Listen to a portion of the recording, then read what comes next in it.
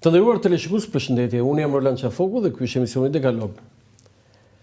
Flen të burgosurit me një batanie të vjetër vegimesh, mbulojnë trupin e lodhur, ja dhe këpucët e tyre po dremitin në rresht, me një besnikëri të përbaltur qesh. O pinga, a nuk u kujtojnë plisat e arave, çizme të prera, që vazhdojnë të jenë armiqësi me çizmet ushtarake. Pantofla të buta se si ndjen si mirësjellje të tepruar në burg, këpucë qytetare që keni njohur këpucë grasht në përtakime, që keni vallëzuar, që keni shkëlqyer në për bulevarde, që keni hyrë në për drama, tani të braktisura nga gjithçka. Këto janë disa vargje që unë i kam shumë për zëmbër, nga një poet që po ashtu e kam shumë për zëmbër. Visazhiti nuk është thjesht një poet i njohur lehtësisë shqipe, por është një simbol i një lehtësie shumë të veçantë, i një poezie shumë të veçantë, por edhe një jetë me shumë sfida. Këto vargje janë shkruar në burgun e Spaçit, në kampin e Spaçit, po burgun siç e njohim në jargonin popullor. Dhe mbi të gjitha kjo poezi është botuar në vitin 1996 nga Gjej dhe Natasha Xhafka. Ishte pjesë e antologjia e lehtësisë bashkëkohore shqiptare dhe zakonisht në këtë studio në emision Sjellin Libra, unë bëra një ndryshim me Visazhitin. Doja unë të jepja një libër Visazhitit, antologjia e lehtësisë shqipe, për shkollat e mesme, viti 3, viti 4, shtëpia botuese e librit shkollor, dhe redaktor shkencor Aurel Plasari. Pse e solla këtë?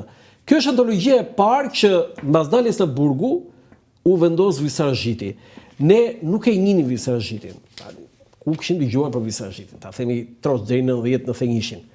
Por mbas 91-shit unë kam pësuar një kënaqësi të veçantë kur një miku im i afërt, t'ja përmend dhe emrin, Luan Koxhaj, alter ego im, më solli një libër me poezi dhe e kam atë libër, Kohë e Kristut, në mos gaboj titulli, dhe një poezi me 4 vargje që më ka lënë shumë bresa. Koha se si më rrjedh në përgishta, pa më vënë unazën e saj dhe u mbetem veç i dashuruari. Wow, thash, ç'është ky? Visazhiti tha, nuk e njeha, e kemi dhe nga anët tona.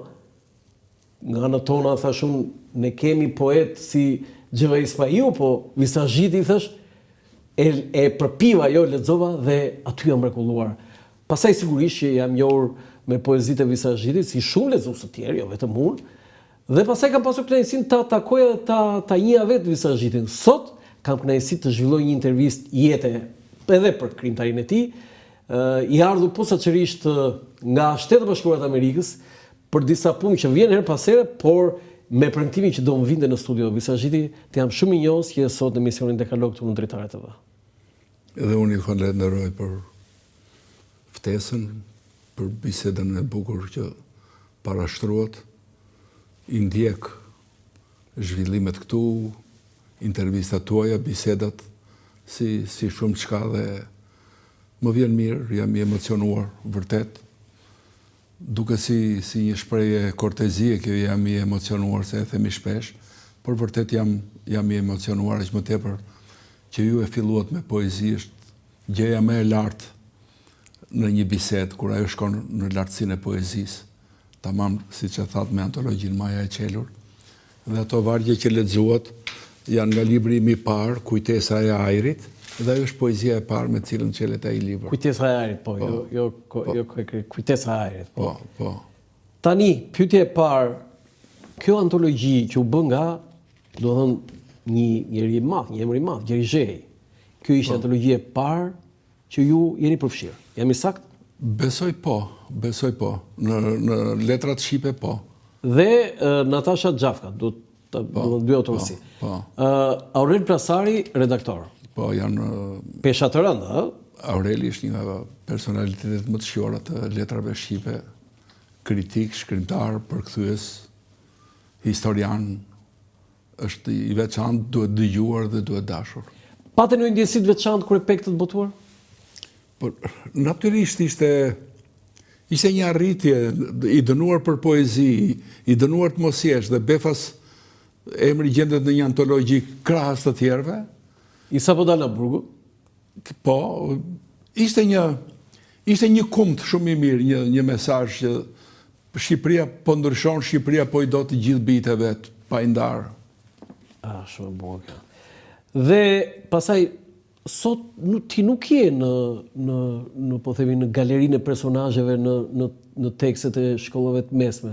Paktën unë kështu e di. Se di, nuk e kam ndjekur, di që jam në galerinë e 100 personaliteteve të Skraparit që keni bërë ju. Aty do ta them unë atë po. Mirë, këtë di, Po këtu pse të ka mos ke bërë një gabim tjetër politikore se ti je mësuar të bësh gabime politike. Po ka shumë mundësi, o kam bërë unë o ka bërë koha. E bukur kjo. Dhe koha është kthyer atje ku e la.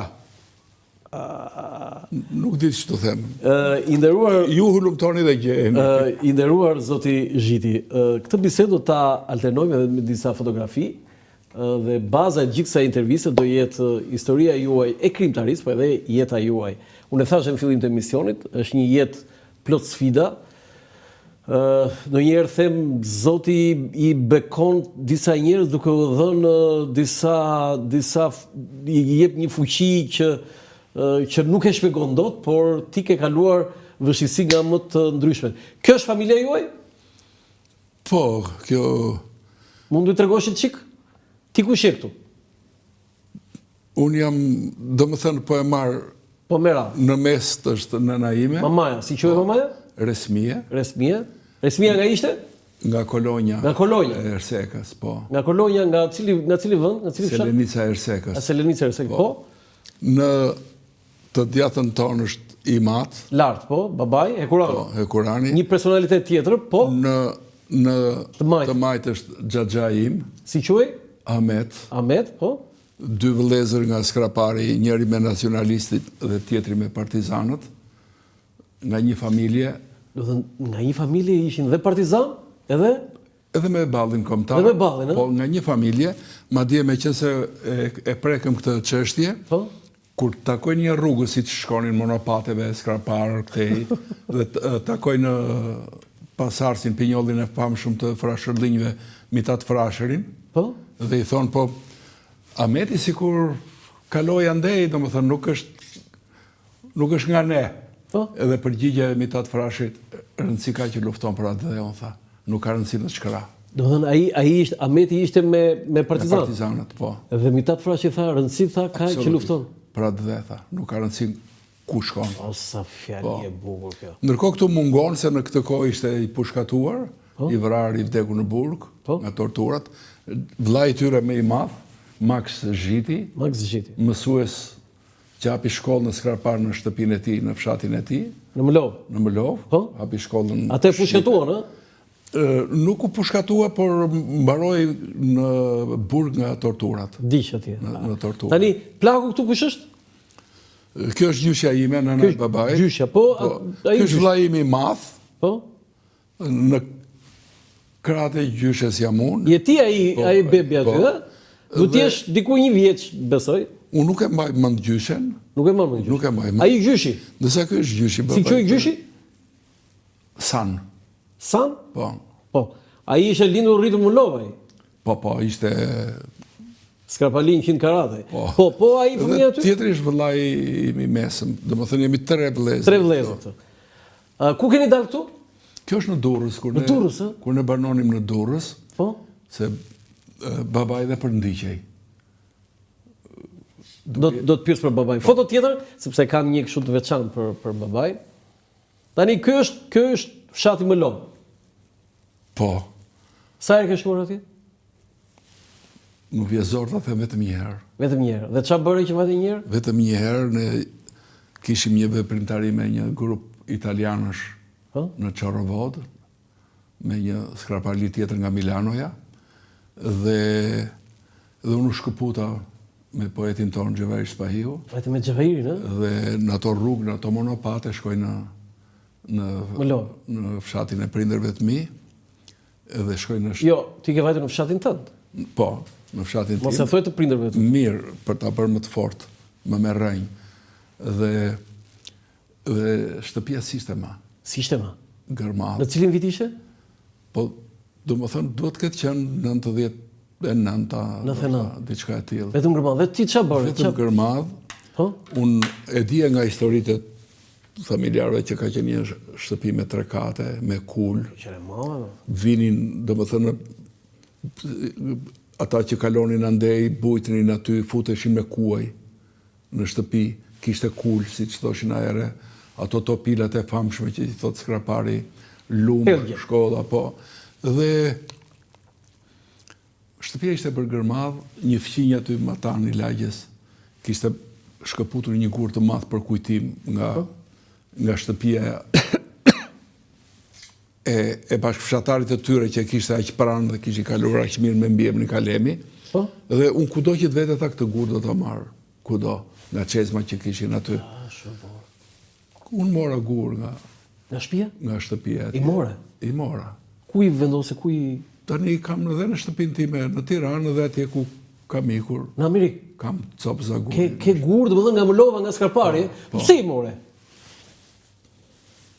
Jam copës e tyre. I e copës e tyre? Tani, ke bërë vargje për ato gurë që ke marrë ati në Mëllova? Po, në romanin Këpuca e aktorit, për shumë, 1/3 e romanit zhvillohet në këto anë, në Milov, biles shfaqet dhe një poet nobelist, Odiseja Elitis, që ka luftuar në ato anë, është personazh në libër. Edhe këtë që të tregova pak më parë, kam shkruar dhe poezi, për shembull tek libri Thesaret e frikës, kam poezi direkt për Tomorin. Tomori konsiderohet Olimpi shqiptarëve dhe në një frashë e spjegon fjalën Tomor me të mirë, vendi të mirëve. Tomor.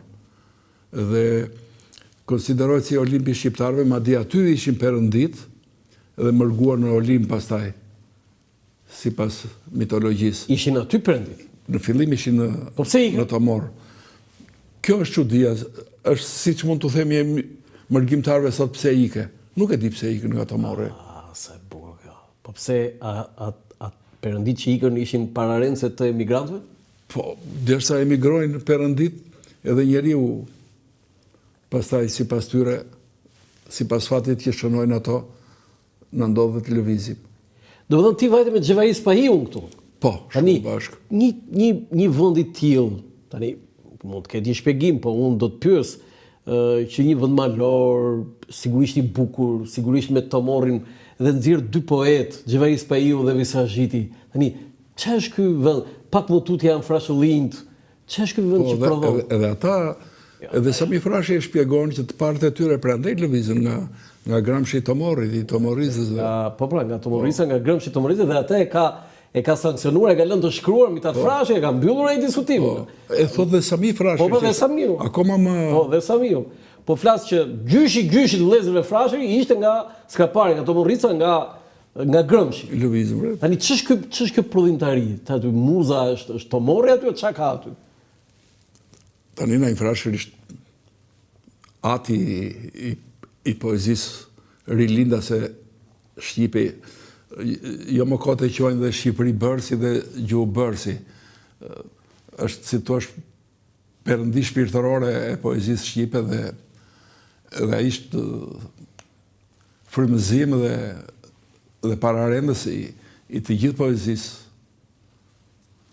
Në këtë kuptim të ndalim te Naim Frashi dhe ta mbyllim. Okej, foto tjetër.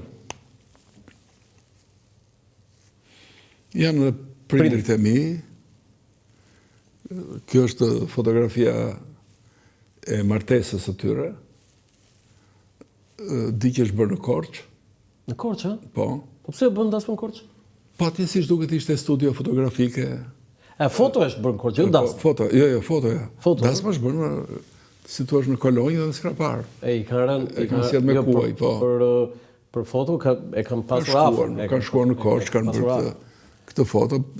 Baba im kishte mbaruar shkollën e normale së Elbasanit, kishte disa vjet.